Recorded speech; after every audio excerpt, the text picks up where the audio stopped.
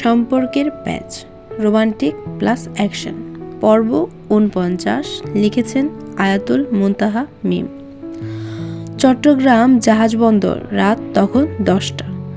বিশাল মালবাহী একটি জাহাজ সবেমাত্র নোঙর তুলেছে। গন্তব্য দূর আফ্রিকা। বন্দরের কোলাহল আর জাহাজের ইঞ্জিনের গর্জনের মাঝেও এক গোপন চুক্তি সম্পূর্ণ হচ্ছে। রাফাত দাঁড়িয়ে আছে জাহাজের কর্তৃপক্ষের এক প্রতিনিধির পাশে। কাগজপত্রে সই চলছে, হিসাব নিকাশ হচ্ছে প্রতি কন্টেইনারের।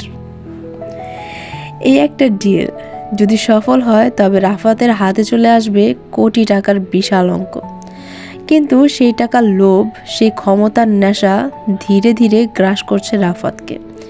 এ যেন কেবল ব্যবসা নয়, এর পেছনে লুকিয়ে আছে অপরাধ, ষড়যন্ত্র আর এক অন্ধকার ভবিষ্যৎ। রাফাত জানে এ রাস্তায় একবার পা দিলেই আর ফিরে আসা যাবে না, তবুও টাকার লালসা তাকে ঠেলে দিচ্ছে এক অনিশ্চিত ধ্বংসের দিকে। জামান সর্দার, কাগজগুলো কিন্তু খুব সাবধানে করবা, বুঝছো? একবার যদি ধরা পড়ো তাহলে কিন্তু সব শেষ। রাফাত নির্বার ভঙ্গিতে, আপনি ভাববেন না, আমি সাবধানে কাজ করব, কিন্তু আমার টাকার ব্যাপারে একটু ক্লিয়ার করলে ভালো হয়।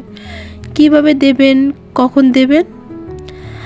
জামান সর্দার ঠোঁটে এক তীব্র হাসি টেনে, আগে মালগুলা দাও, তারপর টাকার কথা কইও, বুঝলা? রাফাত চোখে কঠোর ধীরতা, আমি যা বলি তাই করি। আপনি জানেন না আমি কি করতে পারি। একটুও কম পেলে কিন্তু সব ফাঁস করে দেব। আমি পুরো টাকা চাই, ১ টাকাও কম হলে আপনিও রেহাই পাবেন না। জামান সর্দার হালকা হেসে গলায় সাবধানতা মেশানে, আরে ছেলেটি দেখি আগুন। ঠিক আছে, দিয়া দিব পুরো টাকাই। আপাতত যেটা পাইছো তাই নিয়ে আরাম করো। আর শোনো, ১৫ দিনের মধ্যে আরেকটা শিপমেন্ট যাচ্ছে, ওই সময় সব মাল পাচার করব। রাফাত হালকা মাথা নেড়ে, ঠিক আছে, আমি তাহলে এখন উঠি, কিন্তু একটা কথা মনে রাখবেন, টাকার কথা যেন ভুলে না যান। চট্টগ্রাম জাহাজ বন্দরে শেষ আলোচনার পর রাফাত আর এক মুহূর্ত দেরি করলো না। সুটকেসের চেন বন্ধ করে গাড়িতে উঠে বসলো। চোখে মুখে একটা অদ্ভুত তৃপ্তির ছায়া। শিকার সফল, এখন সময় নিজেকে গা ঢাকা দেওয়ার। গাড়ির চাকা গড়িয়ে চলল সোজা শাহ আমানত আন্তর্জাতিক বিমানবন্দরের দিকে। গন্তব্য বরিশাল বিমানবন্দর। গাড়ির ভেতরে বসে রাফাত জানালার বাইরে তাকিয়ে থাকে। শহরের আলো ধীরে ধীরে পেছনে পড়ে যাচ্ছে, সামনে শুধু অন্ধকার রাত আর নতুন পরিকল্পনা। সে জানে এই ডিলটা যদি ঠিকঠাক শেষ করতে পারে তাহলে কোটি টাকার মালিক হবে সে। কিন্তু ভুলের কোনো সুযোগ নেই। রাফাতের ফোনে হঠাৎ একটা মেসেজ ভেসে ওঠে, পরবর্তী চালান ১৫ দিন পর, সাবধানে থাকবে, পুলিশ নড়ে চড়ে বসেছে। রাফাত ঠোঁট কামড়ে ফেলে, গতি বাড়াতে বলে ড্রাইভারকে, দ্রুত চালাও, দেরি করা যাবে না। রাত ১২টা ছুঁই ছুঁই। রাহাত দাঁড়িয়ে আছে নিজের ঘরের ব্যালকনিতে। চারদিক নিস্তব্ধ, কেবল রাতের হালকা ধমকা হাওয়া তার চুলে খেলা করছে। চোখ দুটো বন্ধ করে গভীরভাবে নিঃশ্বাস নিচ্ছে সে। মনে মনে খুঁজে চলছে সেই এক মুখ, মন পাখি। কোথায় আছিস তুই মন পাখি? আমাকে কি একবারের জন্য মনে পড়ে না তোর? তুই কি সত্যি এতটা পর করে দিয়েছিস আমাকে? তার গলায় এক ধরনের অভিমান মেশানো ভাঙা সুর। এক মুহূর্তে কষ্ট আর স্মৃতির ভারে চোখের কোণা ভিজে ওঠে। রাহাতে সে অশ্রু আঙ্গুলে মুছে নেয়, তারপর ছিটিয়ে দেয় বাতাসে। নিয়ে যাই জলকণা, পৌঁছে দে ওর কাছে, বলে দে আমি এখনো শুধু ওরই অপেক্ষায় আছি। একটুখানি হাসে সে হাসিতে বিষাদের ছায়া। বড্ড অভিমানী হয়ে গেছিস দেখছি মন পাখি। কিছুক্ষণ চুপচাপ দাঁড়িয়ে থাকলো রাহাত। রাতের নীরবতা আর বাতাসের শব্দ যেন তাকে আরও একা করে তুলল। বুকের গভীরে জমে থাকা অভিমান, ভালোবাসা আর এক টুকরো শূন্যতা সব একসাথে দলা পাকিয়ে উঠল। হঠাৎ যেন নিজেই নিজের পা চালিয়ে ফেলল। সোজা চলে গেল মনের ঘরের দরজার সামনে। দরজায় ভেজানো ছিল, ধীরে ধীরে ঠেলে ভেতরে পা রাখতেই রাহাত থমকে দাঁড়ালো। ড্রেসিং টেবিলের সামনে দাঁড়িয়ে আছে রুদ্রিকা। আরও চমক লাগার মতো বিষয়, সে পরে আছে মনকে উপহার দেওয়া সেই বিশেষ শাড়িটি। হালকা রোশনিতে রুদ্রিকার চোখে এক অদ্ভুত আলো, ঠোঁটে রহস্যময় হাসি। রাহাতের চোখ জ্বলছে রাগে, মুখটা যেন পাথরের মতো কঠিন হয়ে উঠেছে। সে দ্রুত বড় বড় কদমে গিয়ে দাঁড়ালো রুদ্রিকার পেছনে। চোখে মুখে এক অজানা হিংস্রতা, ঠোঁটের কোণে এক টুকরো ধৈর্য ধ্বংসের ইঙ্গিত। রাহাত চোয়াল শক্ত করে বলে, তোমার সাহস তো কম নয় রুদ্রিকা। তুমি কিভাবে পারলে বিনা অনুমতিতে এই ঘরে ঢুকতে, আর তার উপর আবার মন পাখির শাড়ি পরে দাঁড়িয়ে আছো? রুদ্রিকা ধীরে পেছনে ফিরে তাকায়। চোখে কোনো ভয় নেই, বরং ঠোঁটে সেই চিরচেনা খামখেয়ালি হাসি। তার কণ্ঠে হালকা অবজ্ঞা মেশানো গলায় সে উত্তর দেয়, এই ঘরে আসতে আবার পারমিশন লাগে নাকি রাহাত?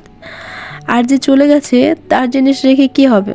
তুমি শোক পালন করবে সারা জীবন, নাকি বাস্তবটা মেনে নেবে? রাহাত কিছু বলল না, ঠোঁট বাকি এক রহস্যময় হাসি দিল। তারপর ধীরে ধীরে দরজার দিকে এগিয়ে গিয়ে সেটা ভেতর থেকে বন্ধ করে দিল।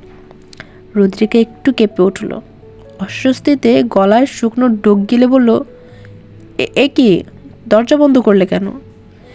রাহাত চোখ সরু করে তাকিয়ে ঠান্ডা গলায় বলল, তুমি বুঝতে পারছো না দরজা কেন বন্ধ করলাম? তার কণ্ঠে ছিল অদ্ভুত এক চাপা রাগ আর বিদ্রূপের ছোঁয়া।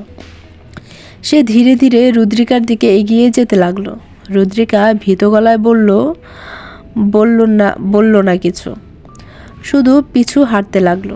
একসময় পেছনে থাকা ড্রেসিং টেবিলের সাথে ধাক্কা গিয়ে থেমে গেল। রাহাত ওর সামনে দাঁড়িয়ে এক ভয়ঙ্কর হাসি দিয়ে বলল, কি জঘন্য কাজ করেছিস তোরা! ভেবেছিলে আমি কিছুই বুঝতে পারবো না? মিলে মিশে মনের সঙ্গে যা করেছিস সেটা কি তোরা ন্যায্য ভেবেছিলি? ভাবছিস আমি তোদের ছেড়ে দেব? এই কথা বলে রাহাত আবার ঠোঁট বাঁকিয়ে এক ঠান্ডা শীতল হাসি হেসে চুপ করে দাঁড়িয়ে রইল। রুদ্রিকা কাপা গলায় বলল, কি বলছো তুমি এসব? আমরা কিছুই প্ল্যান করিনি। মন যা করেছে নিজের ইচ্ছেতেই করেছে। ওর মতো চরিত্রহীন মেয়েরা তো এসবই করে। তার কথা শেষ হওয়ার আগেই বজ্রপাতের মতো রাহাত ঝাঁপিয়ে পড়ল। এক ঝটকায় রাহাত ওর গলা চেপে ধরল। রুদ্রিকার চোখ বিস্ফোরিত হয়ে উঠল, মুখ লালচে হয়ে গেছে, নিঃশ্বাস আটকে আসছে, কাঁপছে। Rahat, she is my wife. আমার চোখের সামনে দাঁড়িয়ে আমার বউকে তুই চরিত্রহীন বলছিস? তোকে এত বড় স্পর্ধা কে দিল বল? তার চোখে আগুন, মুখমণ্ডল রাগে লাল, হাত আরো শক্ত হয়ে গেছে রুদ্রিকার গলায়। আজ তোর শেষ দিন। তোর মতো নোংরা বিষাক্ত মানুষ এই পৃথিবীতে থাকার অধিকার রাখে না। রুদ্রিকা বুঝে গেছে এবার বাঁচতে হলে কিছু একটা করতে হবে। রাহাতের চোখে এই রূপ, এই ভয়ঙ্কর রূপ সে কল্পনাও করতে পারেনি। সে হিম হয়ে গেছে, নিঃশ্বাস আটকে আসছে। রাহাতের হাতের চাপে গলা পুড়ে যাচ্ছে যেন, চোখ ছানা ভরা, ঠোঁট কাঁপছে। অবশেষে কোনো মতে ঠোঁট মিলিয়ে ফিস ফিস করে বলল, আমার ভুল হয়েছে রাহাত, প্লিজ। আমি ইচ্ছে করে কিচ্ছু করিনি। আমি ভুল করেছি, প্লিজ ছেড়ে দাও আমাকে। আমি সব বলছি, সব। রাহাতের হাত আলগা হয়ে যায় আর রুদ্রিকা গলা ধরে কাশতে কাশতে ফ্লোরে বসে পড়ে। রাহাত বিছানার ওপর বসে দাঁতে দাঁত চেপে তাকিয়ে থাকে ওর দিকে। তারপর রুদ্রিকা একটু স্বাভাবিক হলেই আস্তে আস্তে সবটা বলে দেয়। পরদিন সকাল, সূর্যের আলো জানালার পর্দা ছেদ করে ঘরের ভেতর এসে পড়েছে। রাহাত তখনও ঘুমিয়ে আছে। সকাল 10টা। ফোনে সেট করা অ্যালার্মটা বেজে উঠল, ট্রিং ট্রিং ট্রিং। রাহাত আধো ঘুমে হাত বাড়িয়ে ফোনটা খুঁজে নিয়ে অ্যালার্মটা বন্ধ করে দিল। উফ ভাই, একটু ঘুমোতে তো দে। সে আবার চোখ বুজে ফেলল, কিন্তু কিছুক্ষণ পর আলো আর ঘুম একসাথে মানিয়ে নিতে পারল না। চোখ কুঁচকে উঠল ওর। চোখ টিপ টিপ করে খুলে দেখল পুরো রুমটা ঝলমল করছে। হঠাৎ করে কিছু একটা মনে পড়ে গেল। সে এক লাফে উঠে বসলো, ফোনটা হাতে নিয়ে স্ক্রিন অন করলো। কপাল কুঁচকে গেল। কাল এতগুলো মিসড কল, তাও আবার একটা আননোন নাম্বার থেকে। ফোনের স্ক্রিনে ছিল 8টা মিসড কল, সব এক নাম্বার থেকে। রাহাত মনে মনে ভাবল, কে হতে পারে আর কেন বারবার কল দিয়েছে? আমি ফোনটা তখন কোথায় রেখেছিলাম? এখন কি একবার কল করব? মন নয় তো? না না, এক্ষুনি একটা কল করি। রাহাত সেই অচেনা নাম্বারে কল দিল। এক রিং, আর সাথে সাথেই ফোন রিসিভ। ওপাশ থেকে বেশ হইল এক মেয়েলি কণ্ঠ। হ্যালো, কে বলছেন? রাহাত কিছুক্ষণ চুপ করে রইল। কণ্ঠটা শুনে ব্রু কুঁচকে গেল। মনে মনে ভাবল, না, এটা তো মনের কণ্ঠ না। তাহলে কাল যে বারবার কল করছিল সেটা মন ছিল না? আমি তবে ভুল ভেবেছি। ওপাশ থেকে মেয়েটি আবার বিরক্ত হয়ে বলল, হ্যালো, কে বলছেন? আজব তো, ফোন দিয়ে কথা বলেন না কেন? রাহাত এবার ধীর গলায় বলল, আমি আমি আসলে জানতে চাচ্ছিলাম, এই নাম্বার থেকে গতকাল অনেকগুলো কল এসেছিল, কে কল দিল সেটাই জানতে ফোন দিলাম। মেয়েটি অবাক হয়ে বলল, কি বলছেন আপনি? আমার নাম্বার থেকে কল দিবে? আমি তো অপরিচিত কাউকে ফোন দিই না। রাহাত কিছুটা অন্যমনস্ক হয়ে বলল, তাহলে হয়তো আপনার পরিচিত কেউ আপনার ফোন ব্যবহার করেছিল। আপনি কি বলতে পারবেন কে ছিল? ওপাশে কয়েক সেকেন্ড নীরবতা। তারপর মেয়েটি মনে মনে ভাবল, কাল তো মন একবার আমার ফোন নিয়েছিল, তাহলে কি তখনই কল দিয়েছিল কাউকে? রাহাত, কি হলো, কে ফোন দিয়েছে আপনি কি বলতে পারবেন? মারিয়া, হ্যাঁ, আমার কাজিন কাল আমার ফোন নিয়েছিল, হয়তো ওই আপনাকে কল দিয়েছে। রাহাতের বুকটা কেঁপে উঠল। তাহলে কি সত্যি মন ছিল? রাহাত, আচ্ছা, আপনার কাজিনের নামটা যদি বলতেন। মারিয়া, হ্যাঁ অবশ্য, ওর নাম হচ্ছে। এর মধ্যেই মারিয়ার ফোনটা বন্ধ হয়ে গেল। উফ, ফোনটা বন্ধ হয়ে গেল। কাল রাতে ফোনটা চার্জে দেওয়া হয়নি, সকালেও দিতে ভুলে গিয়েছি, তাই ফোনটা চার্জ দিয়ে আসি। ফোনটা কেটে যাওয়ার পর রাহাত উন্মাদ হয়ে গেছে। বারবার ওই নাম্বারে কল করে যাচ্ছে, কিন্তু নাম্বারটা সুইচ অফ বলছে। এখন আর ওর মাথা কাজ করছে না। যে করেই হোক এই নাম্বারের ঠিকানা বের করতে হবে। রাহাত নাম্বারটা কাউকে পাঠিয়ে দিয়ে বলল, নাম্বারটা ট্র্যাক কর ইমিডিয়েটলি। আমি জানতে চাই নাম্বারটা কার আর কোথা থেকে এই নাম্বার দিয়ে ফোন এসেছে। সমস্ত ডিটেলস আমার চাই। কথা শেষ করে রাহাত বিছানা থেকে উঠে দাঁড়ায়। তারপর ওয়াশরুমে গিয়ে শাওয়ার নিয়ে বের হয়। কালো প্যান্ট, নীল শার্ট, হাতে কালো ঘড়ি, বুকের কাছে একটি বোতাম খোলা রাখে। আজকে দেখতে তাকে বেশ অন্যরকম লাগছে। রিফাত কিছু একটা দরকারে রাহাতের রুমে আসে। দরজার কাছে আসতেই দেখে রাহাত আয়নার সামনে দাঁড়িয়ে বডি স্প্রে করছে। রিফাত, কি ব্যাপার ভাইয়া, কোথাও যাচ্ছ নাকি?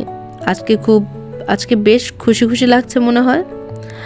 রাহাত হালকা ঠোঁট বাঁকিয়ে হেসে বলল, আকাশের চাঁদের কাছে যাব, খুশি তো লাগবে। মানে, তুমি কি মনের খোঁজ পেয়েছো? এখনো পাইনি, বাট কিছুক্ষণের মধ্যে পেয়ে যাব। Then I am going to মন পাখি। কিন্তু এইদিকে যে তোমার বিয়ে নিয়ে কথা চলছে, সেটা কি করবে? আরে ধ্যাত, রাখ তোর বিয়ে। আগের বউটা কে খুঁজে বের করি, তারপর না হয় 2 নম্বর বউর কথা ভাববো। কি? অবাক হওয়ার কিছু বলিনি, বুঝলি? আমি যাচ্ছি, এইদিকে খেয়াল রাখিস। রিফাত মাথা নাড়িয়ে হ্যাঁ বলল। রাহাত বাইক স্টার্ট দিয়ে বাড়ির সীমানা ছাড়িয়ে গেল। জাহাঙ্গীর মিয়া ও আজকে ঢাকার উদ্দেশ্যে রওনা দিবে তার হবু পুত্রবধূকে নিয়ে আসার জন্য। কে জানে তার হবু পুত্রবধূ কে? আজ এ পর্যন্তই। আগামীতে আবার আসবো নতুন আরেকটি সুন্দর এবং রোমাঞ্চকর পর্ব নিয়ে। সবাই ভালো থাকবেন, and please like, share and to subscribe আমার ছোট্ট উপন্যাসের পৃথিবী।